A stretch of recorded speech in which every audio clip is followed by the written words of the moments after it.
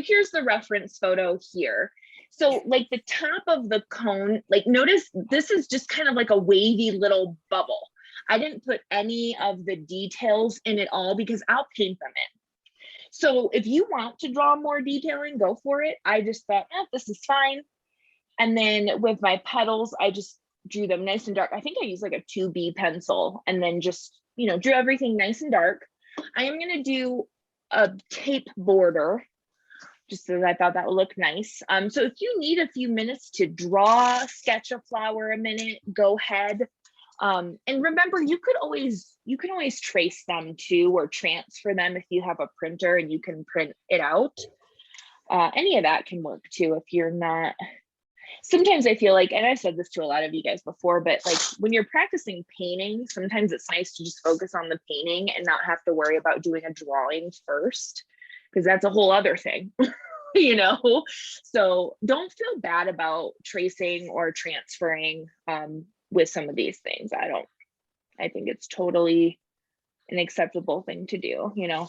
And all the photos, just FYI, that I share with you are all royalty free. So everything I give to you has no royalties. They're fine to be reproduced.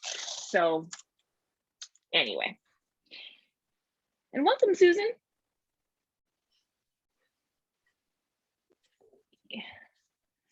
Yeah, I'll pick you up my tape here. Didn't quite get this. I have a question. Yeah, absolutely. They're free to paint, but they're not free. I mean, you cannot paint it and then sell it, correct? Great question. So the website that I use is unsplash.com. And that website, you can absolutely use those photos for like anything. You could alter them in Photoshop, use them for collage, you can use them for drawing photos. You could even make a website and use their photos as your stock photos with no, like you don't have to attribute the original photographer. And that's the whole concept of that website. So when photographers submit their work, they know that going into it, that this is what it's for. But good question. There are different types of like royalties and things. Plus, you know, Jen, what was that website? It's called unsplash.com. I'll type it in the chat box too. I can't see the chat box, so I just, that's okay. I'll email it to you guys. I can put it in a link in an email. That's easy. Okay, thanks. Okay, so I am going to start with a wash. If you prefer to just start directly on your surface. And by the way, this is just some cold pressed watercolor paper that I'm using today. But of course, with acrylics, you can really use any surface that you want. I just like the cold pressed watercolor paper. It's smooth and I enjoy that. And then the wash, just again, the purpose of a wash is to just set a middle value and to also set a ground for you to start layering your acrylic paint on. So again, it's not like you absolutely have to have it. It's not going to ruin your painting if you don't, but it is very like a traditional practice to do a wash. And then for colors, so I picked, let's see, this is a deep violet. I think I'm going to do kind of a violet kind of wash today. I'm just in a purple kind of mood. So that's what I'm going for. And as far as this background, you could just leave it white of the paper if you want to and just paint the flower and leave this white. That's fine. You could paint in a color in the background. You could wash it and then just paint it white again, so it's all paint. You kind of have options on how you want to do it, but for acrylic, I tend to like to cover everything. Whereas if this was watercolor, I would be more inclined to leave some of the paper, but it also just depends. So, that's what I try to do a lot is just say, well, you could do this, you could do this, you could try this. And that's simply because there's so many options when it comes to art and painting. So don't always feel like you have to make the same choices as me, and you can do the things that, you'd like to as well. I'm just mixing in just a little bit of water just to create like a wash consistency. And then just with a flat brush, I take that and paint that over top of the entire surface. And I don't worry about brush strokes because they'll be all covered up. So, and it's not really a big deal if one area is a little darker, one area is a little lighter. And you can pick your color for really any reason at all. Sometimes artists or painters like to let the wash show through. So you might pick a color that complements. You might pick a color that contrasts. You might just opt for something neutral. So it just really depends on what you want to do. But I tend to like purples and magentas, reds, blues. I often don't do like yellow washes. They tend to be real light, but you could do a yellow wash or an orange wash. The only thing you just want to avoid with a wash is, you know, having a lot of white in there. I just use the water to lighten for this part.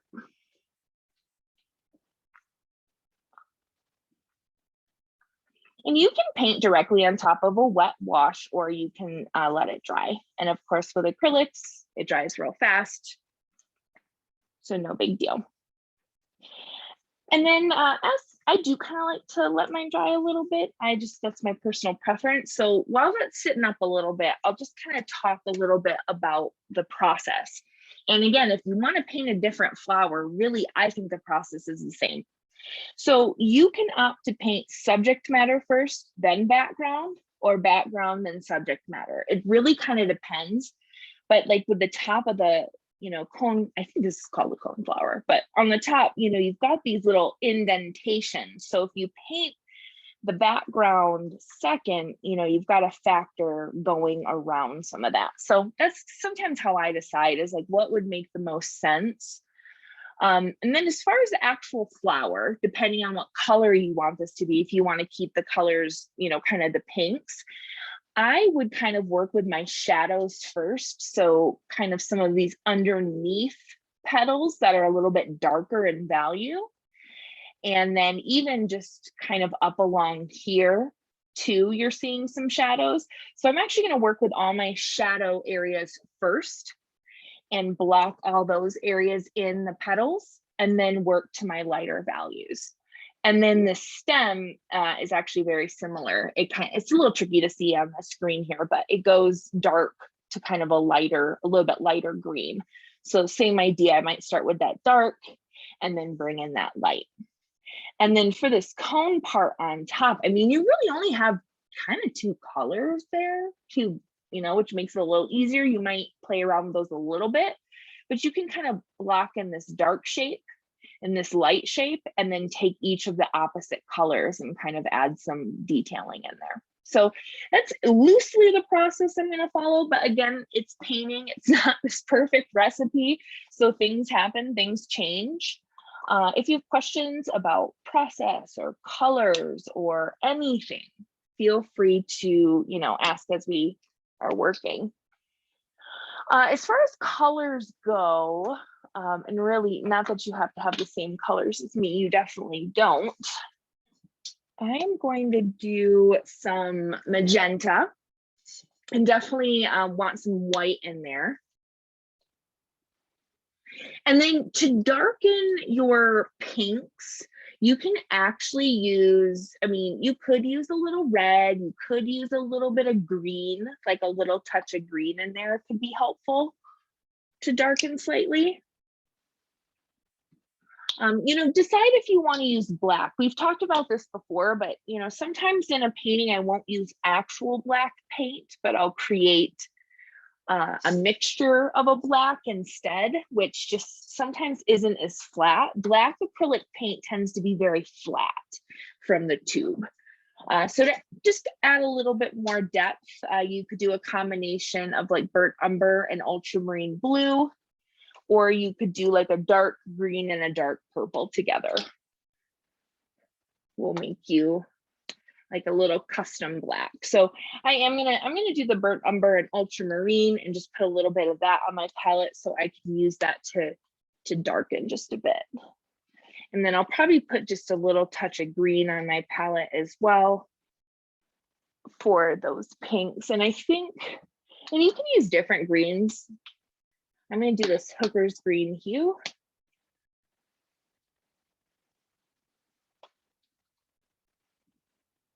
And if you don't have exact colors as I have, you know, it's all good. It doesn't need to be exactly the same. And then for brushes, I'm, you know, keeping it pretty simple with just some rounds and some flats. And then I do have some like little detail brushes. So nothing too crazy there, but use whatever brushes you want. You know, it's fun to try different ones out to just see what they can do. And then actually, as we get painting, I'll turn a little background music on for us.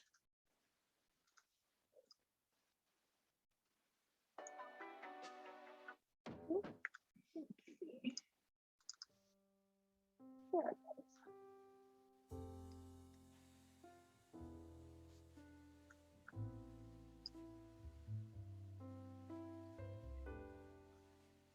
goes.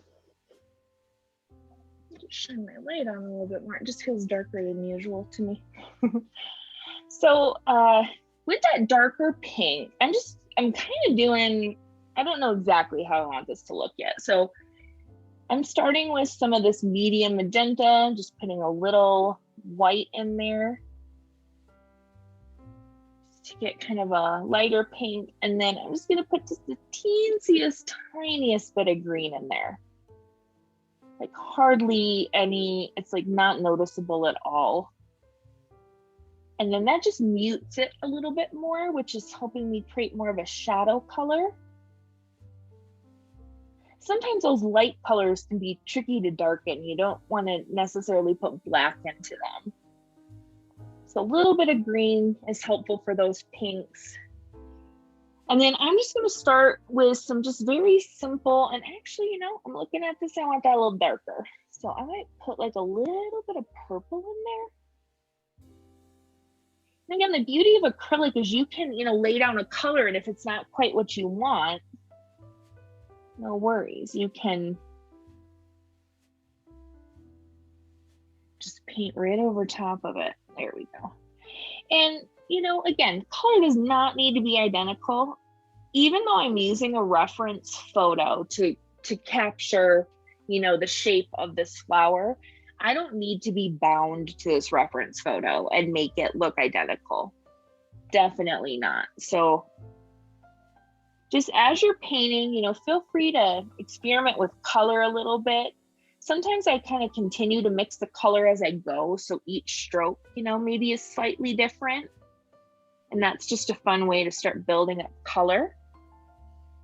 But basically what I'll do is just sort of go around and paint anywhere where I see this darker pink color, or anywhere that I want to place it at least. So I don't necessarily finish a petal and then, you know, move on, but rather I'm going to block in wherever I see this particular value.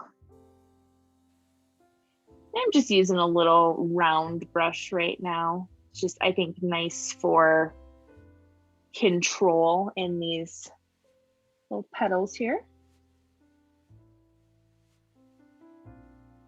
And just because you block in like a certain color doesn't mean you can't alter the color. There is a technique, which I know some of you know, it's called glazing. And glazing is after you lay down a solid color, you can do like a wash of another color on top. And it's kind of like the effect of when you put sunglasses on, right? It's a filter sort of a thing where you can still see what's underneath, but it's sort of been altered slightly. So that's probably a technique I'll be using with this flower. I think it'll work nice with those lighter petals and some of the shading. So I'll kind of talk about that as I get to it.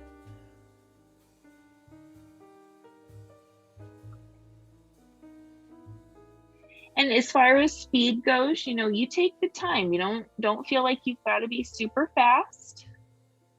But if you do paint quick, that's great too. Just anywhere where I see this sort of darker value, I'm painting it in.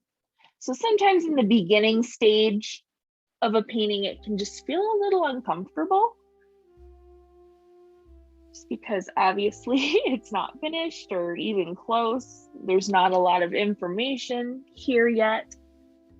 So just know it is a process, and each brush stroke is getting you closer to that, finished result. But the process, honestly, it is fun to create art that's like you're so proud of. But just remember this process and everything you're learning here, from mixing colors to applying the paint and trying different brushes and different strokes. And what I mean by different strokes is, sometimes you have long flowing strokes, and sometimes you're sort of tapping your brush or making like little marks. So I'm even putting some of this value up here. And I definitely made this like a little bit more intense than what it is in the photo. But I think that's fun to do because you're making it your own.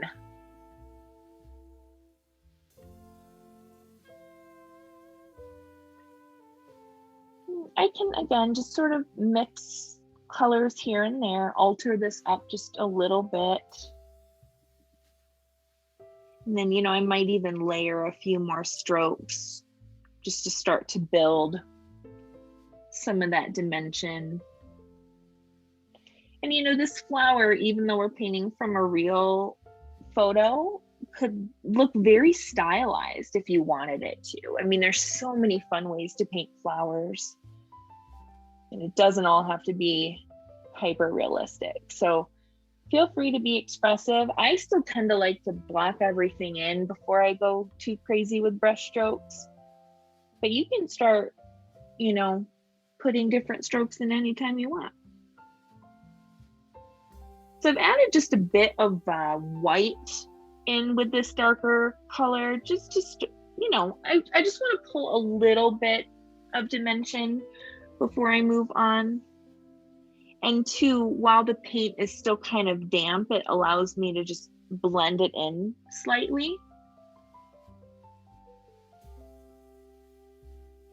I think the biggest thing with acrylic paint, it just dries, of course, as most of you know, so fast that if you're wanting to blend, you have to work either quickly or in layers.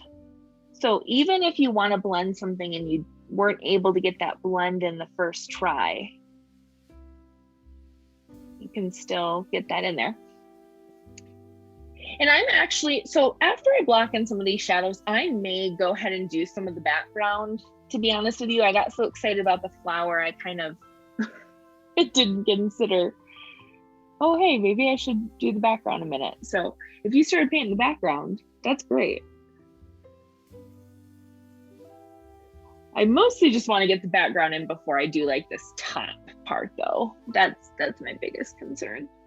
So I'm gonna keep blocking in just a little bit while I have this color here on my palette, and I'm just altering the color slightly and just layering it a bit.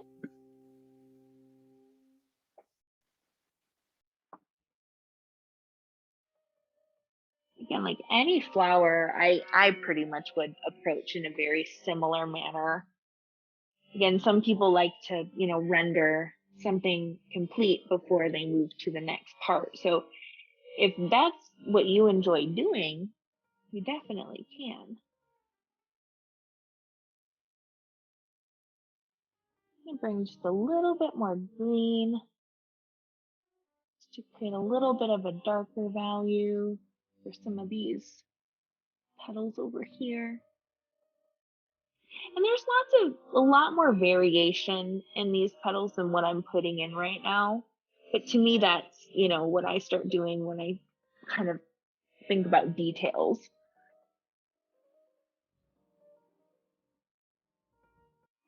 And changing the color slightly and just paying attention to the different petals in the back of where it's actually dark and where it's light will help you see all the individual petals still and not lose them.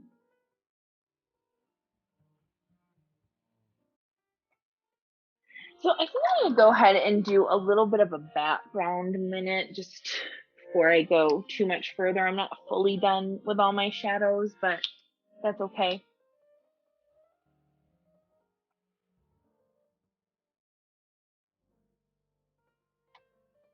No, those of you who paint at different times of the day, I'd be curious to know if you feel like you paint faster at different times of the day, or like, you know, you kind of get into like little rhythms. So I'm just gonna do actually mostly white, but I just want a little bit of blue in this background. So I'm just putting white with some ultramarine. And then I'm just gonna go ahead and kind of block in the background a little loosely. I kind of like this idea of maybe seeing the wash a little bit. I'm using a little bit more of a textured brush.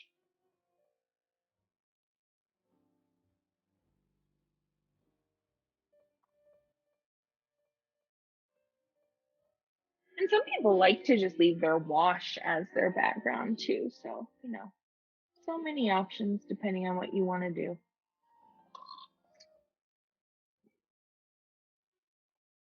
And usually like a little flat brush is really nice for cutting around corners and edges.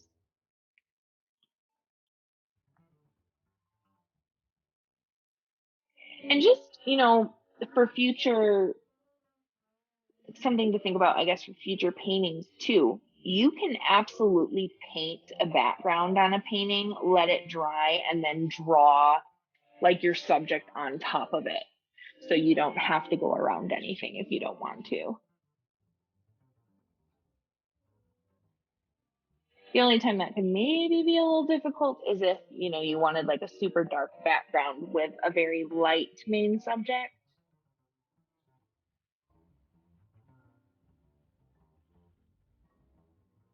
And I just sort of turn my painting as I go, and I'm just using a little flat. I'm just gonna go around, get a layer of paint on there, and then we'll start adding more to the flower.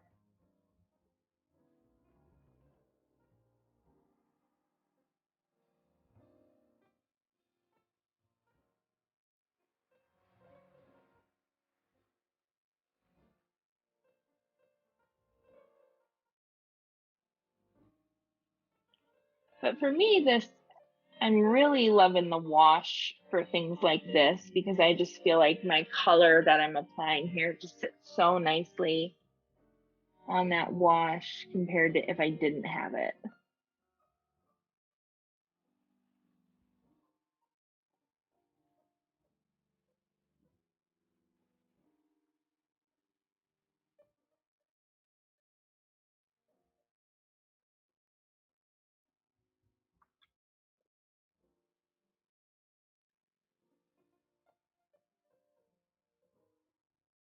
This still might, you know, need a couple layers, but we'll see. And the background certainly wouldn't have to be like a flat single color either, just because it's solid in the photo. You could easily throw some texture into the background if you wanted, or multiple colors.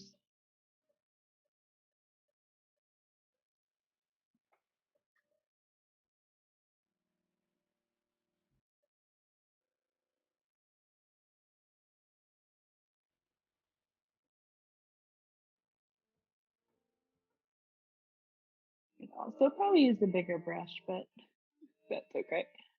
Sometimes those little ones just really good for control.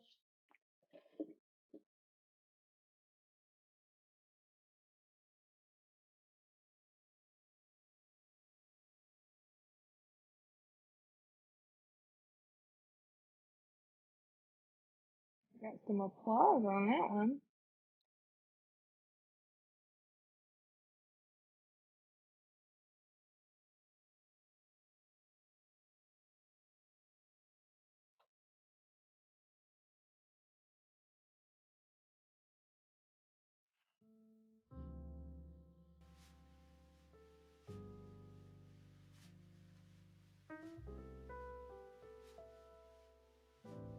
And then as I'm going around like the top, I'm not so concerned with being too careful because I'm going to overlap into the background anyway.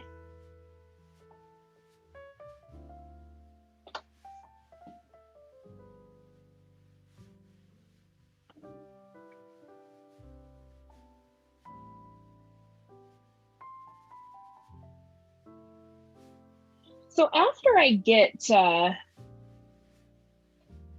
this all framed too, I could just grab a bigger brush and fill in the rest.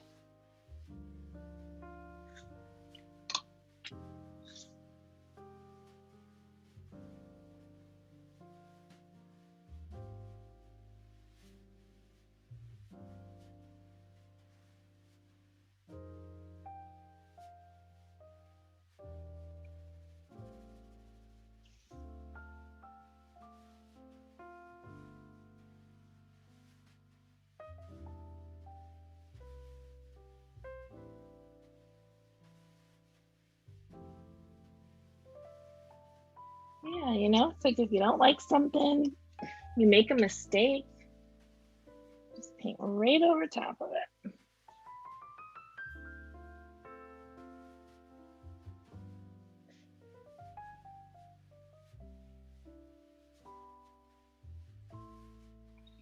And I'm just, you know, trying to get my paint application in the back. I don't care. I like kind of seeing some of the different brush strokes. I just want the paint to be relatively smooth. So I like these flat brushes to just sort of go over everything.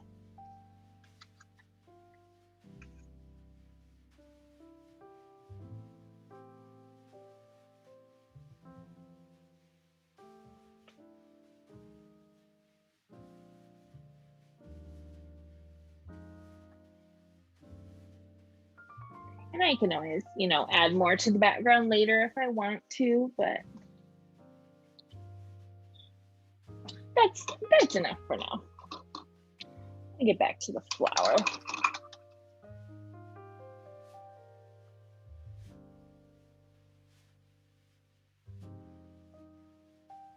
I'm just gonna mix like a little bit of a lighter value now. I'm not quite done with my shadows, but I just want to block in some of this up here. And that's the thing about painting, you know, like you'll go in with a plan sometimes, or maybe you will, and it changes and you'll decide, oh, I'm going to move over here and start painting here now. And just listen to yourself as you're doing that kind of thing. That's why, you know, every painting is not the same. There's similar processes and things I repeat, definitely, but every painting is just very unique in how you approach it. And so, you know, if you didn't do it that way on the last painting, who cares if it feels right this time? And I'm some of these petals, actually, I'm going to make them a little bit darker than what they really are. And then I'm going to put a little bit of highlight on top of some of the petals.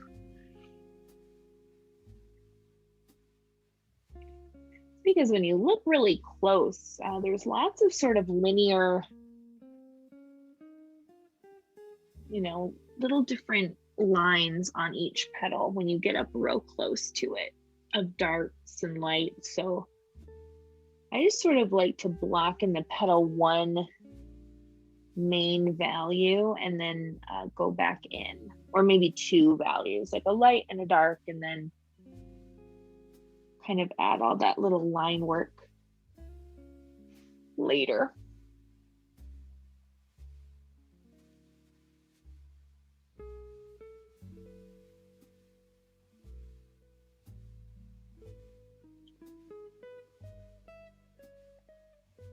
That's maybe another reason I wanted to, you know, not have the white background, I guess, is because the flower is a very light value.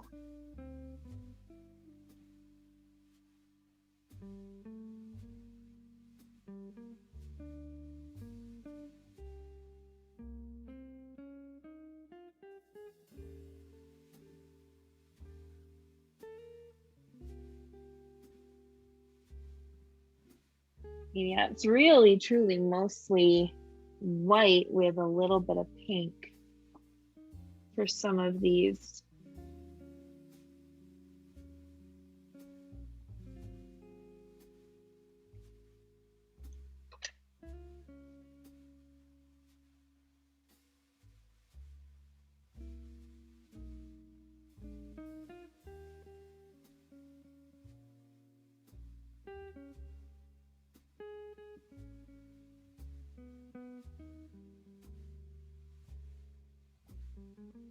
And just, another method too, just as I'm sort of layering this in more of a solid color, I could just as easily, while this is still kind of wet, grab a second brush and kind of work some of the values into the wet paint versus letting them, layer on top.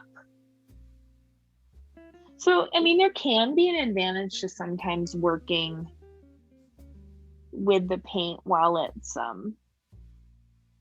wet and actually spending time in one area if you're wanting to utilize the wet paint for blending.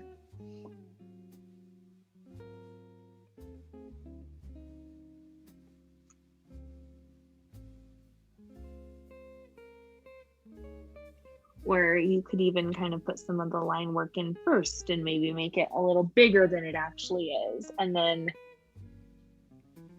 go in and kind of fill in some of the other values. So, I mean, really the point is there's so many different ways to go about this.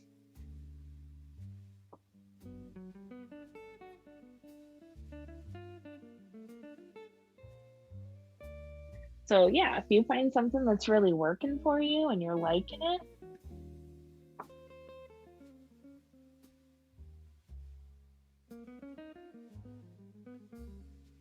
and then you want to be careful around values and edges that are very similar. And that's where I kind of go back in and look real close and try to find the little shadows. Because when you place shadows in, it'll help you be able to see the actual differences between the petals, not like they're all just one blob.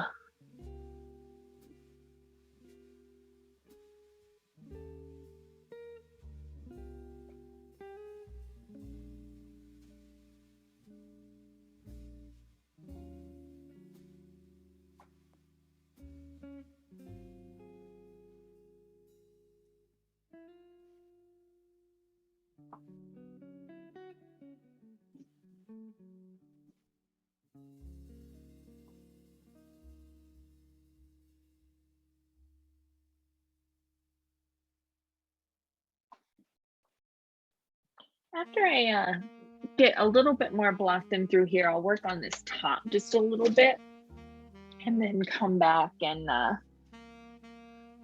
add a little bit more detailing.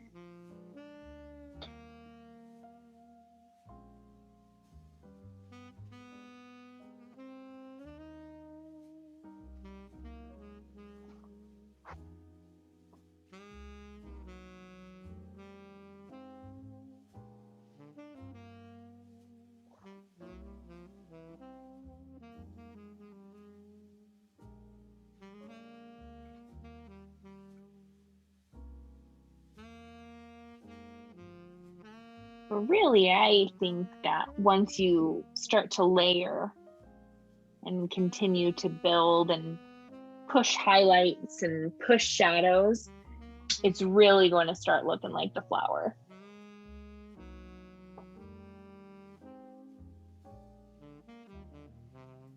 Just pay attention to where it's dark, where it's light.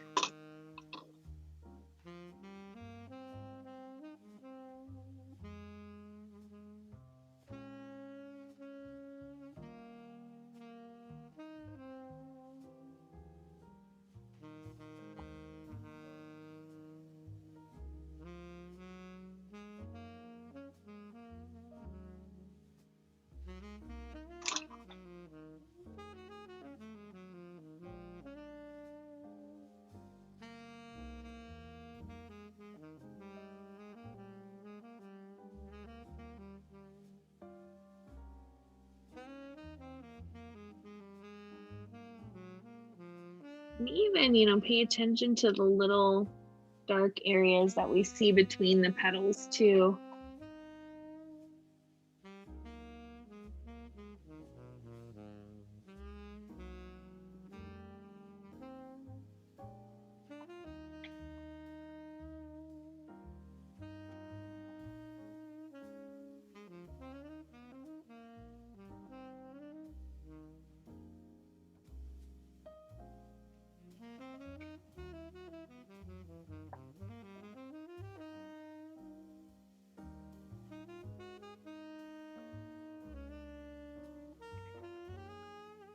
I want to give myself a little defining line here a minute, just to help me see, visualize a little bit better.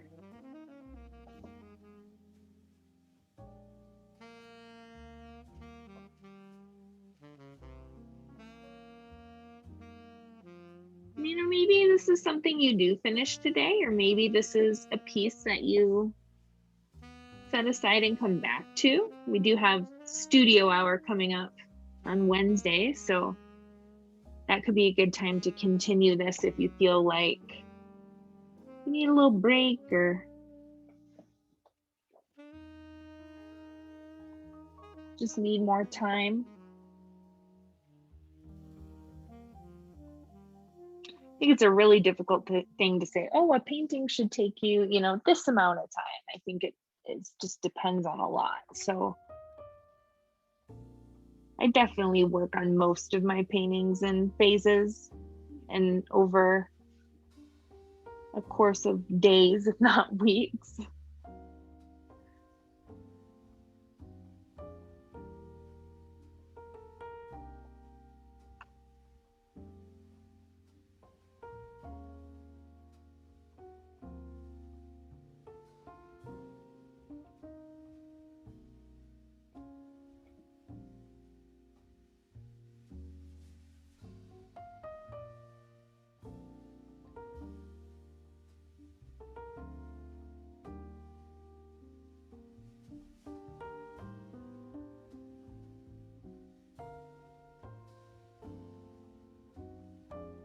And like, as you can see on my palette, I've got lots of little colors I'm kind of dipping into and bringing into this.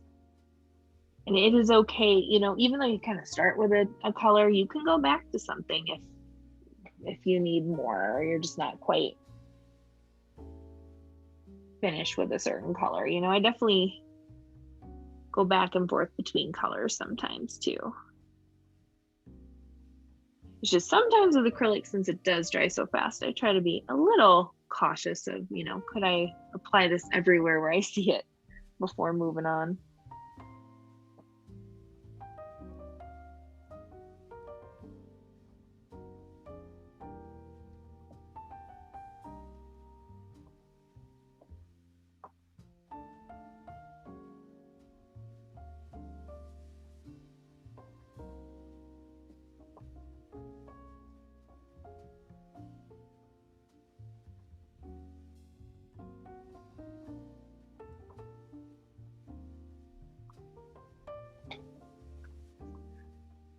Close with having a layer on every petal.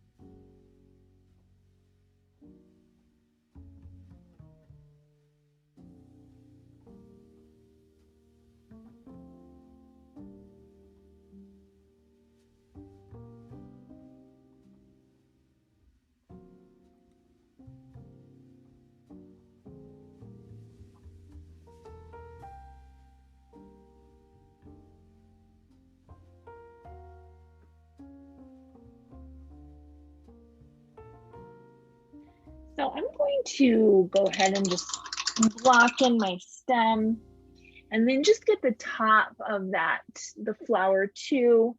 Then I'll start to come around in and add more details.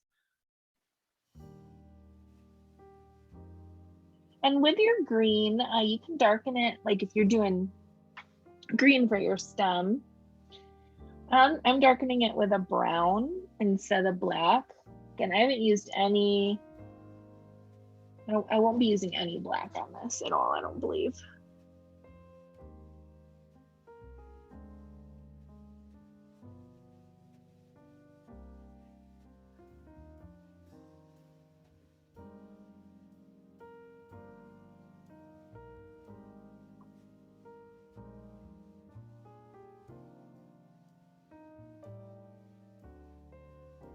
And then actually, oftentimes I lighten green with yellow instead of white. I'll do like a lemon yellow or primary yellow or cad yellow light.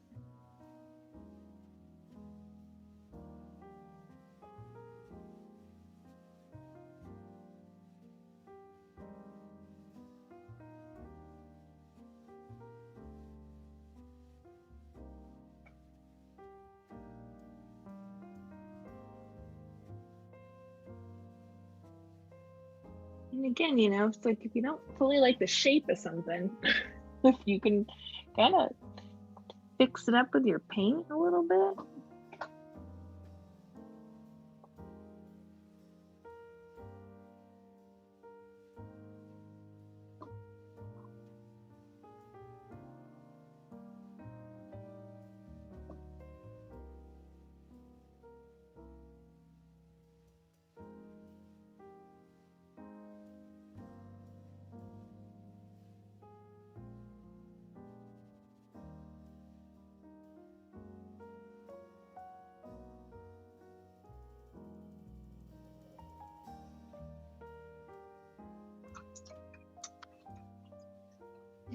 And then for the top, that really dark part, I'm using ultramarine blue and burnt umber.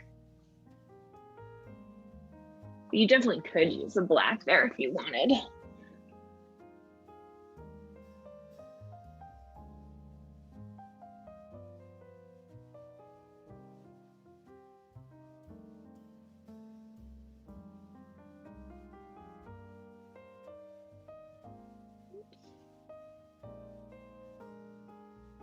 Getting kind of messy today.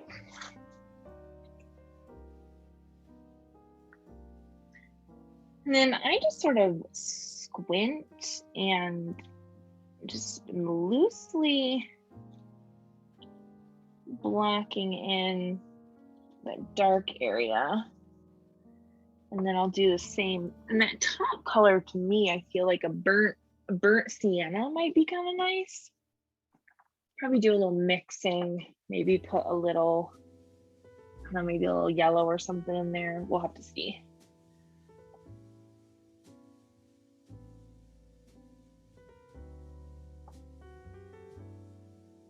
And then, you know, I just sort of pay attention to those little lines that are kind of coming down onto the petals, and just pulling your brush down slightly can kind of create that little soft overlap.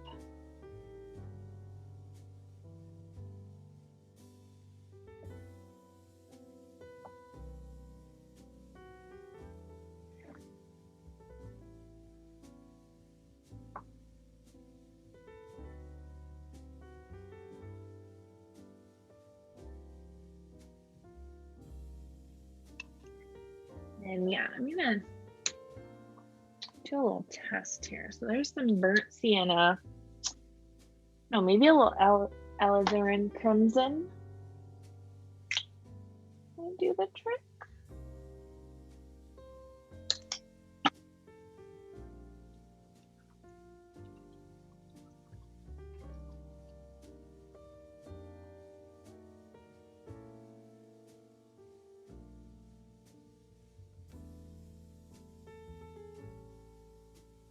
I'm still thinking like the tiniest touch of yellow. I'm gonna do like a primary yellow, or you could do lemon yellow too. Just like a little bit to brighten that up. I don't want much.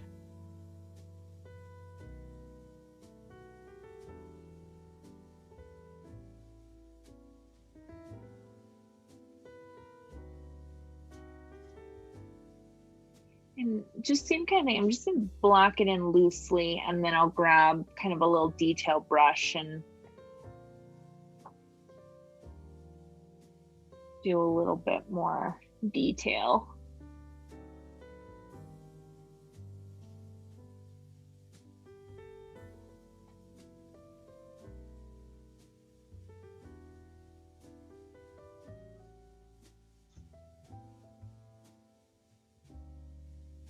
Even sort of painting this down a little further, and then I can use the dark to kind of go up over top of it.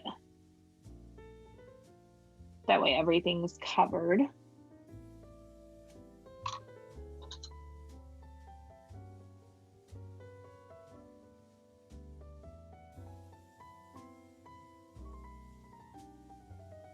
And now, I mean, really to the point of mine, I'm to all this little tiny stuff now, which I mean, honestly can be some of the most time consuming stuff. So, you know, even after you have everything kind of blocked in, take your time and think about your details. I think that kind of stuff's what, you know, really makes the painting. I'll tell my high school students that it's okay if your block end looks like a third grader did it. Like really, like loose and blocky is great in the beginning. Then you start detailing on top, you know? And I know it's very easy to judge yourself along the way and decide it's good, it's bad, it's good, I like this, you know, that kind of, I don't know if that stuff goes through your head. It still does for me. But just remember that it is evolving constantly with each little stroke, each little line that you do. No, I always like think about it like, imagine like when you had a really good hair day, you know, and everything just looks really, falls into place nicely versus when you wake up and you feel like, oh, this is a bad hair day. You know, it's still the same hair, it's still the same thing, but sometimes it's that placement or that one way that gets it just looking right. And so sometimes for painting, it's this one little line or one little something you put in there and you're like, dang, this is great. You know, it's totally transformed. So don't rush through those little details. Do take your time with them. I think they're worth it. And I enjoy this part the most of painting. It is very detail oriented and just little meticulous little lines and things, but to me, it's where the transformation of a painting happens. And these, you know, these little brushes, I can just sort of add in some little strokes to kind of recreate what I see in the image to the best of my ability. You know, it's like really you're just kind of problem solving, like how could I interpret this texture? How could I interpret that texture? And when you look close at texture, it's usually a series of kind of lines or shapes or values. And so using different colors or different brushes, all those little things can just help make it come together. Also why I do like taking a break on a painting, because when you've been staring at it for a long time, sometimes you're just not seeing clearly anymore. And it's nice to just stop for a little bit and come back to it. And maybe that's, you need an hour break or you need a day, a week, you know. You can let that acrylic painting dry up and sit, and you can still keep adding to it. So whatever process works best for you.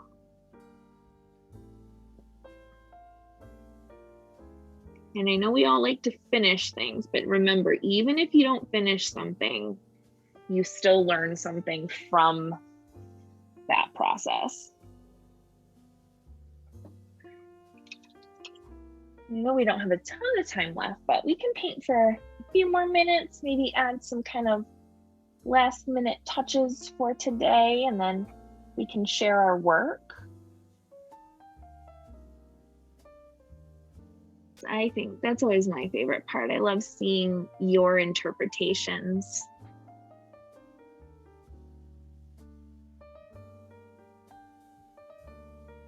It's cool that we can all paint something similar and they all turn out so different.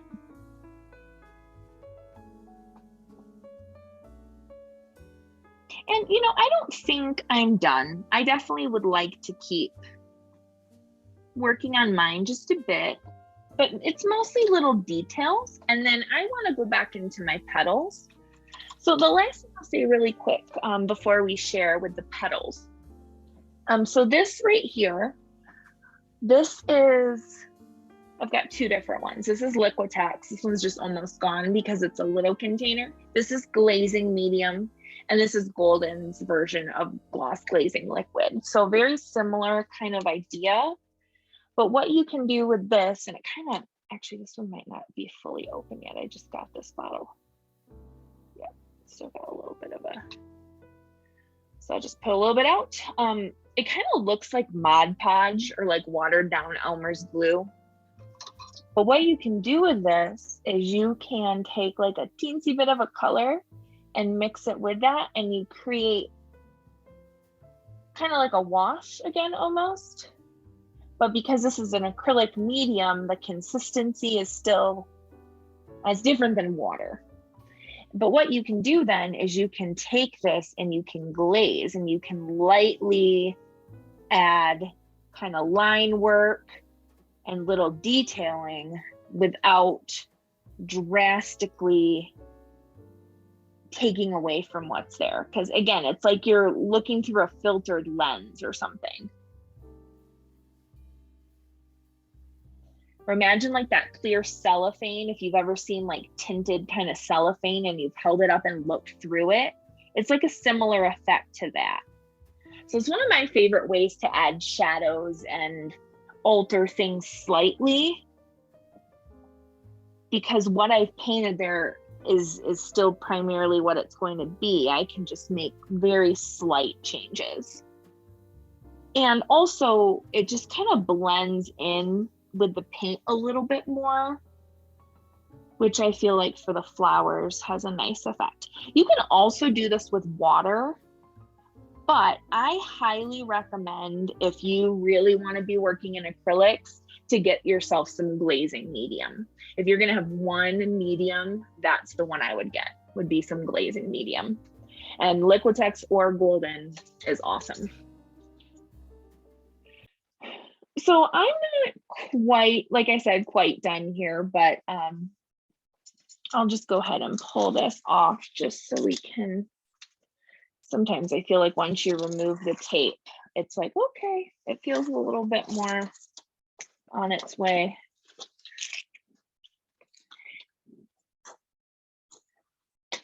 Go. So yeah, I've got some more work to do. I definitely want to add more to my petals. I would love to add some more texture up in here and kind of work that out a little bit. This side